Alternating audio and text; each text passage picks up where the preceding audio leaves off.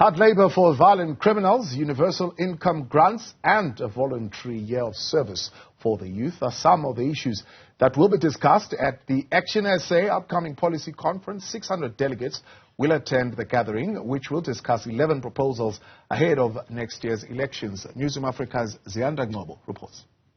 At ActionSA, we'll be running a positive election campaign in 2024. South Africans are fed up of political leaders who talk about other political leaders and parties and not the issues that they face. ActionSA's 11 policy proposals range from energy security, corruption, professionalizing the civil service and healthcare.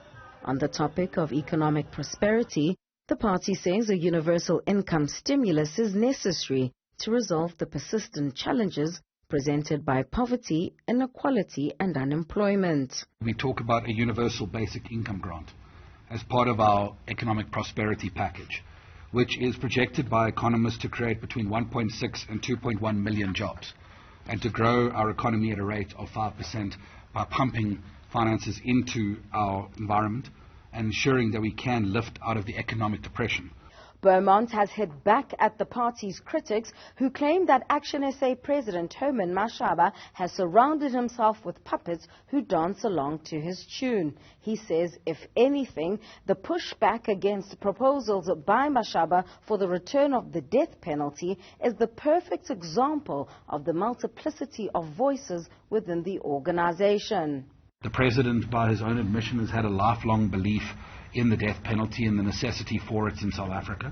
It's been born of a frustration to see that victims of this country see no justice and people come out of prison long before their 25 years to hurt more people.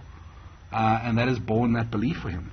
But certainly it's the very process of surrounding yourself with experts inside and outside of the party that culminated in the perspective of saying, you know what, we need to understand that the country with the highest socio-economic inequality in the world and a broken justice system is going to execute innocent poor people and let go wealthy, guilty people. The party says after an 8-month consultative process with ordinary South Africans and its own internal party structures, one of the draft proposals is to reintroduce hard labor for violent criminals such as rapists and murderers. We want the conversation to be about the victims of crime and the societies that are harmed by it. And when we say hard labor, why is it that South Africans every single day perform hard labor to get by? But criminals, you talk about hard labor, you're saying, a human rights violation.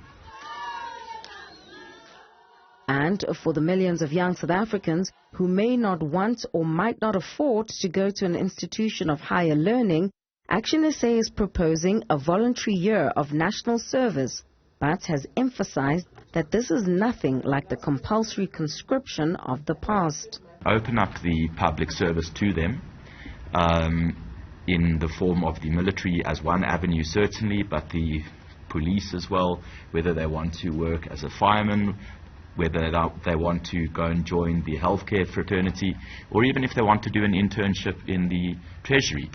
On the topic of economic justice, the party is still forging ahead with the motion to repeal broad-based black economic empowerment and have it replaced with what it says will be an opportunity fund. For Newzroom Afrika on Channel 405, I'm Ziyanda Ngcobo in Johannesburg.